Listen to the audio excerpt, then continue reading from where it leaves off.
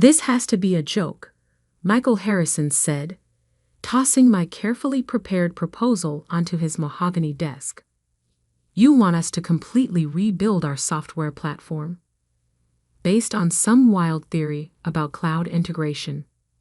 I stood in his corner office at Vertex Solutions, trying to keep my composure as 6 months of research and development was dismissed in seconds. The Seattle rain tapped against the floor-to-ceiling windows, matching my sinking mood. "It's not a theory, Michael," I explained, pulling up market research on my tablet. "Every analysis shows enterprise software is moving to the cloud.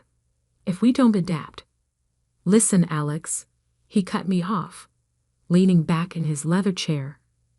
"You're a good developer, but you don't understand business. Vertex has been providing on-premise solutions for 20 years.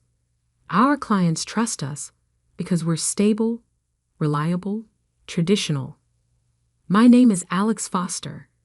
And at that moment, I was watching my boss make the biggest mistake of his career, though neither of us knew it yet.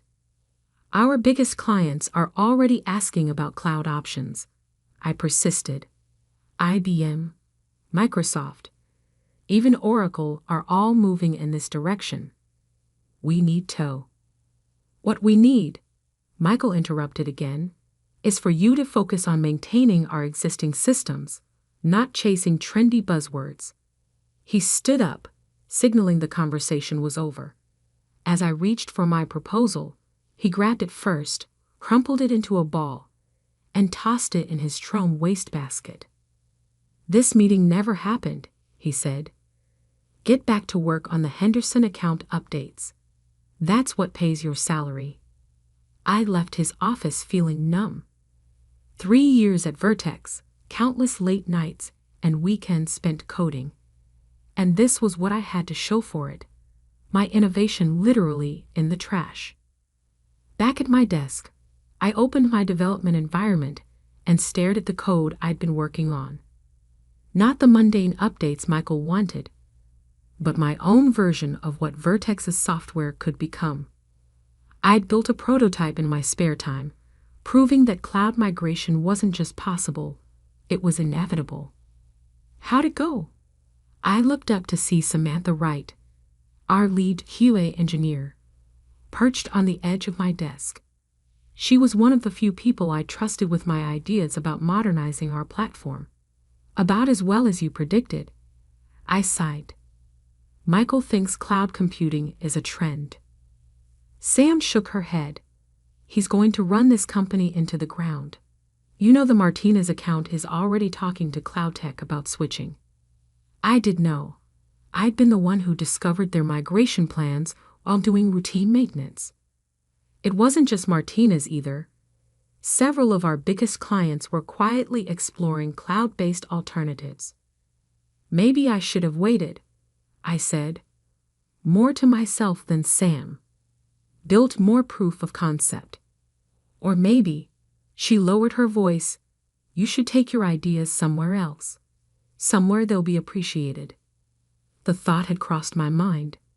I'd even received a few recruiting emails from competing firms. But I believed in what I'd built, in what Vertex could become if only. My computer pinged with a calendar invite. Mandatory team meeting.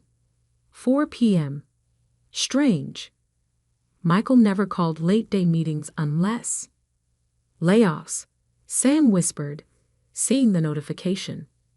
"Third quarter numbers must be worse than we thought." She was right. At 4 p.m., we gathered in the main conference room. Michael stood at the front, flanked by HR representatives. His face had that fake sympathetic look executives practice for exactly these moments. As part of our ongoing optimization efforts, he began, "We're making some strategic adjustments to our workforce." I tuned out the corporate buzzwords, already knowing where this was going. When they started calling names, mine was among the first. "Please collect your personal belongings. HR will escort you out." As I packed my desk, I noticed Michael watching from his office. There was something in his expression, not quite triumph, but satisfaction. He found a way to get rid of the irritating developer with his disruptive ideas. What he didn't know was that I'd seen this coming. For weeks, I'd been carefully backing up my personal work, documenting my ideas, ensuring that everything I'd developed independently was secured. The prototype I'd built wasn't on Vertex's servers. It lived in my private cloud account, along with all my research and designs. Sam caught me at the elevator. "This is wrong," she said, hugging me quickly. "They're making a huge mistake." I smiled, feeling strangely calm. Maybe not. Maybe this is exactly what needs to happen. She slipped me her personal card. "Keep in touch. Something tells me you're not done disrupting things."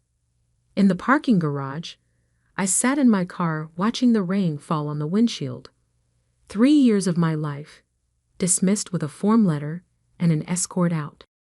But as I thought about my prototype, about the future I could see so clearly while others remained blind, a plan began forming. My phone buzzed. A text from Marcus Wong, my old roommate from NIT, who now worked at a venture capital firm. "Heard what happened. Remember that conversation we had about cloud enterprise software? Still interested? Call me." I smiled, thinking of the prototype waiting in my private repository.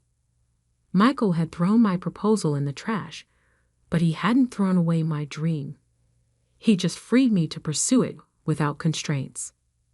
That night, in my small apartment overlooking Lake Union, I opened my laptop and began writing a new proposal.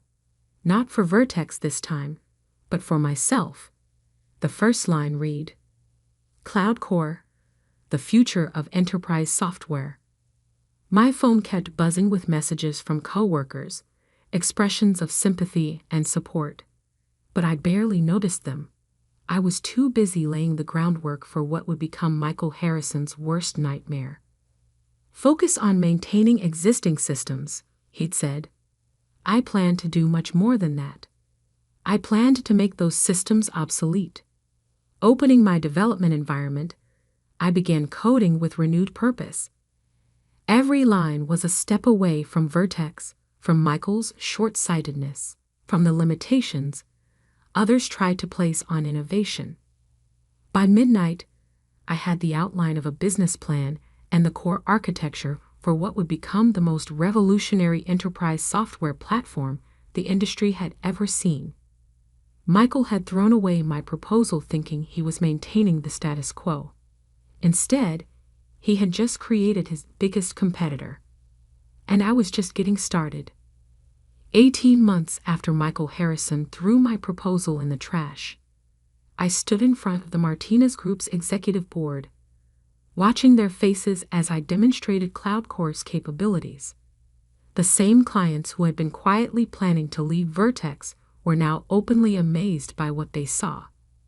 This migration would take hours, not months, their CTO asked, leaning forward in his chair. "Actually," I smiled, "it takes 47 minutes. We ran a test simulation with your exact database structure." The room erupted in murmurs. Behind me, the screen showed Cloud Core effortlessly handling processes that Vertex's legacy system struggled with for weeks. Every feature was a direct response to problems I'd watched clients battle for years. Problems Michael had insisted weren't worth solving. "And the cost savings?" their CFO asked. "Approximately 68% reduction in operational expenses," I replied, "with guaranteed uptime of 99.99%. More murmurs. These were numbers that seemed impossible, unless you understood exactly how outdated Vertex's architecture had become. My phone buzzed in my pocket. Probably Marcus, wanting to know how the presentation was going. After that first text the night I was fired, he'd become more than just a venture capitalist. He was now Cloud Core's lead investor and biggest cheerleader. That initial meeting with his firm had changed everything. "Let me get this straight," Marcus had said, staring at my prototype demo. "You built this while working at Vertex?" And Harrison threw it away, along with 3 years of my career, I'd confirmed. Marcus had laughed, but not like Michael had. This was the laugh of someone seeing an opportunity others had missed. "Their loss," he'd said, pulling out his phone. "Let me make some calls." Within a week, we'd secured $5 million in seed funding. Within a month, I'd hired my first team, including Sam Wright, who'd quit Vertex the moment she saw what we were building. "Their QA department is a joke anyway," she'd said, dropping her resignation letter on Michael's desk. "And Alex actually understands where technology is going." Now, watching the Martinez executives marvel at CloudCore, I thought about how different this was from my last presentation at Vertex. No dismissal, no condescension, just pure appreciation for innovation done right. "Mr. Foster," the CEO spoke up. "How soon can we begin implementation?" I tried not to smile too broadly. "We can start tomorrow. And please, call me Alex." Back at CloudCore's offices, a modern space in downtown Seattle with views that made Vertex's building look shabby, Sam was waiting with our team. "Well?" she asked, though my expression had already given it away. "Martinez Group is in," I confirmed. "Full platform migration, 3-year contract." The room erupted in cheers. On our wall of client logos, Martinez would be the biggest yet, and the 3rd major client we'd taken from Vertex. "Oh, and you're going to love this," Sam grinned, pulling up an email on her screen. "Guess who just posted a job listing for Cloud Integration Specialist on their website?" I leaned over to look. Sure enough, Vertex Solutions was finally, desperately trying to catch up to where I'd wanted to take them 2 years ago. "A bit late," I mused, "especially since we just hired the top 3 cloud architects in the region." My phone buzzed again, this time with an alert that made me pause. Vertex Solutions stock down 40% after Q3 earnings miss. "Should we send Michael a thank you note?" Sam joked, "for giving us the push we needed to build something better." I was about to respond when our office manager stuck her head in. "Alex, there's someone here to see you. Says he's from Vertex's board of directors." "Interesting." I nodded. "Send him in." William Chen, Vertex's lead director, looked distinctly uncomfortable in our modern office space. His suit seemed too formal, too much like the old world we'd left behind.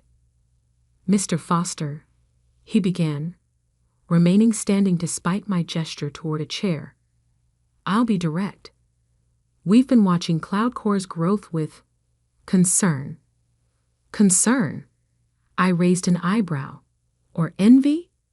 He cleared his throat. "Our board believes there might be opportunities for collaboration, perhaps even a merger." I let that hang in the air for a moment, enjoying the irony. "Does Michael know you're here?" "Mr. Harrison is not currently involved in these discussions." I pulled up our client dashboard on my screen, turning it so he could see. "We've taken 47% of Vertex's market share in 18 months. By this time next year, it'll be over 80%. Why would we want to merge?" "Resources," he said quickly. "Market presence. History." "History is exactly the problem," I interrupted. "Vertex is stuck in it. CloudCore is the future. And the future doesn't need to merge with the past. At least consider." "I did consider it," I cut him off. "About 2 years ago in Michael's office. He threw those considerations in the trash. Literally." William's face fell. He knew he was losing this battle. I'll tell you what, I continued, feeling generous. When Michael personally admits he was wrong, when he acknowledges that he dismissed innovation because he was too afraid of change, then we can talk about collaboration, but not merger. That ship has sailed.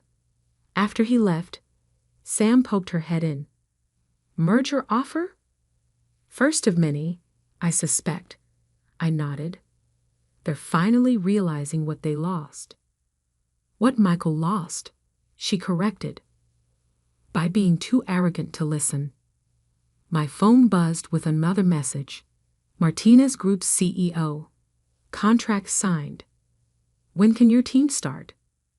I smiled, thinking of Michael probably sitting in his office, watching his company's stock price fall, wondering how it had all gone wrong. Tell the team to prep for implementation, I told Sam, and maybe send a fruit basket to Michael, to thank him for throwing away the best idea he ever had.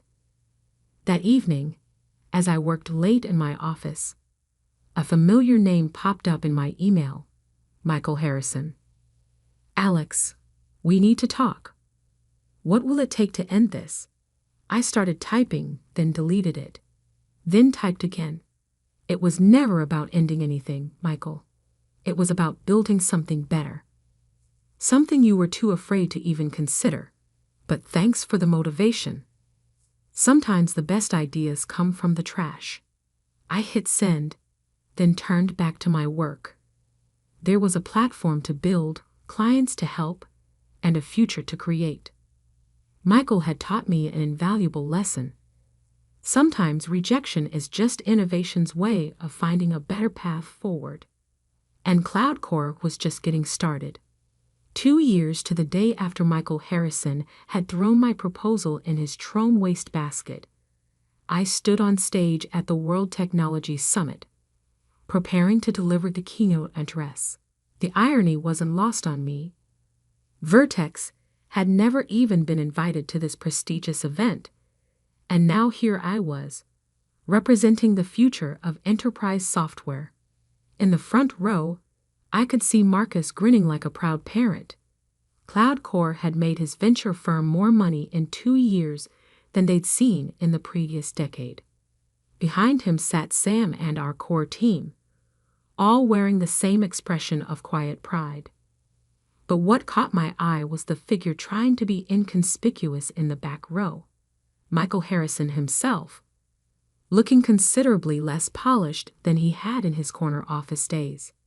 His appearance wasn't just unexpected, it was a sign of how completely the tables had turned. Ladies and gentlemen, I began.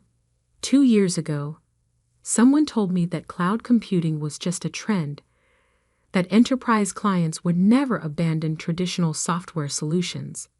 Today, I'm here to show you how wrong that assumption was. The screens behind me lit up with CloudCore's latest metrics. 84% of the enterprise software market, 99.99% uptime across all systems, average client cost savings of 71%, presence in 27 countries. Every number was a direct challenge to Vertex's old way of thinking. Innovation isn't just about building something new, I continued. It's about having the courage to challenge established wisdom, especially when, those in power tell you you're wrong. From the back of the room, I saw Michael shift uncomfortably in his seat. After the keynote, I was swarmed by reporters, investors, and potential clients. CloudCore wasn't just successful anymore. We were setting the standard for the entire industry. The same ideas Michael had dismissed as trendy buzzwords were now being taught in business schools as case studies in revolutionary innovation. Mr. Foster, a young reporter asked, is it true that CloudCore's architecture was originally proposed to Vertex Solutions?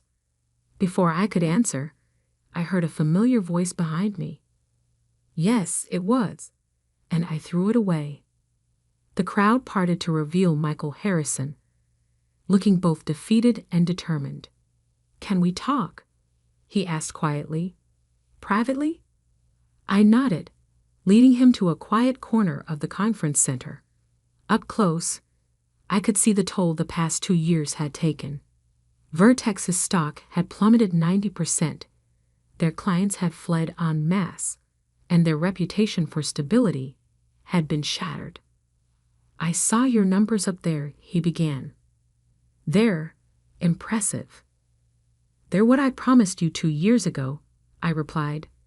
Everything I showed you in that proposal has come true, exactly as predicted. He nodded slowly. I know. That's why I'm here. The board, they're replacing me as CEO.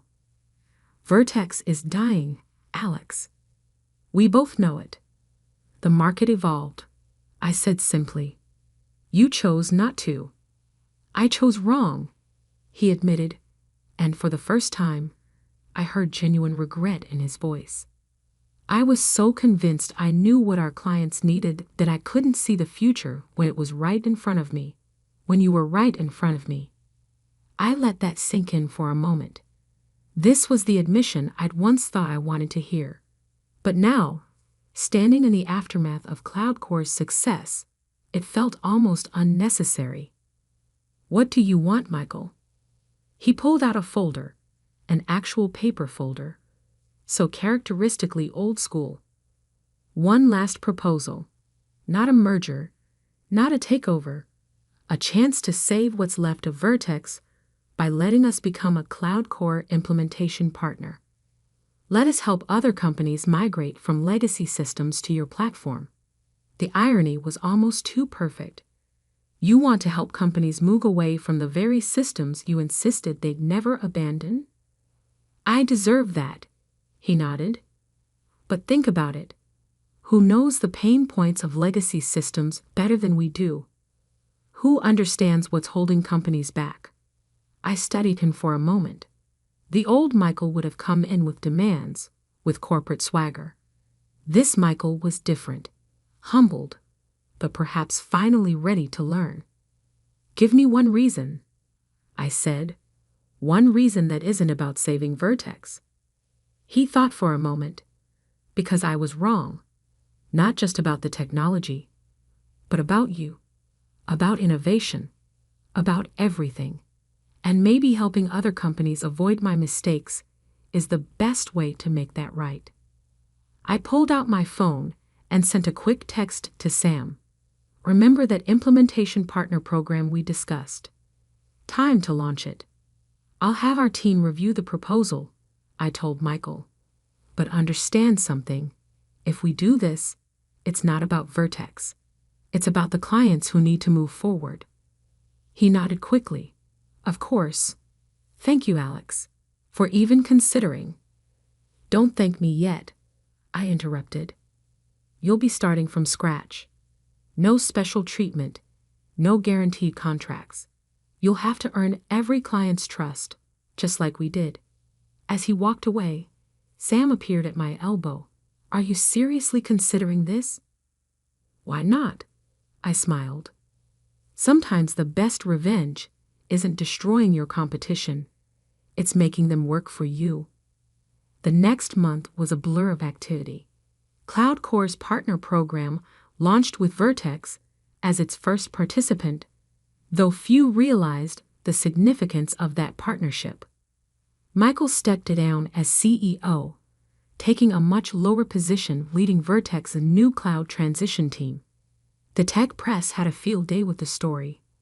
Former giant becomes implementation partner for innovative startup.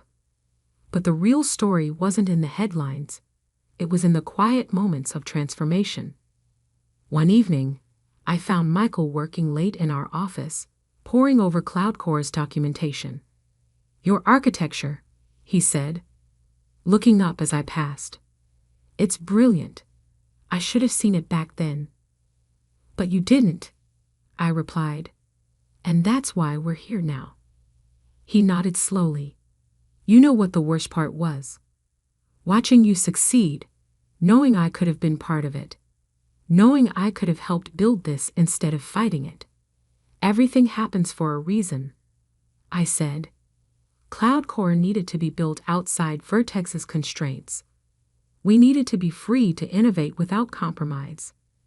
6 months later, I stood in my office at Cloud Core's new headquarters, looking out over Seattle's skyline. On my desk sat an article from Tech Quarterly. Cloud Core revolutionizes enterprise software. How a rejected proposal changed an industry. My phone buzzed. A message from Sam. You need to see this. Vertex just completed their 100th successful migration to Cloud Core. They're actually getting good at this. I smiled, thinking of that Trom wastebasket in Michael's old office. Sometimes the best ideas rise from the trash, finding their way to success through unexpected paths.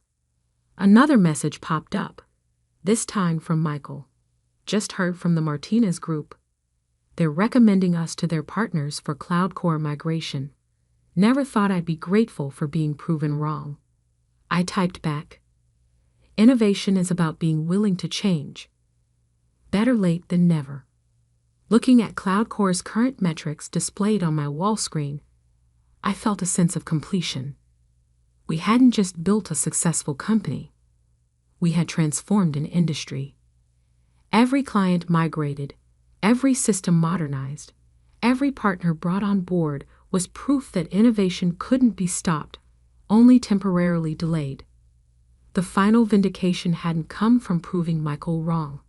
It had come from proving that good ideas find their way to success, even if they have to take the long way around. As I prepared to leave for the day, I passed our company motto, now emblazoned on the wall in our lobby. Innovation doesn't ask permission. It simply shows the way forward. Below it, in smaller text, was the date Michael had thrown away my proposal, a reminder not of failure, but of the moment everything began to change. Success, I had learned, wasn't about revenge.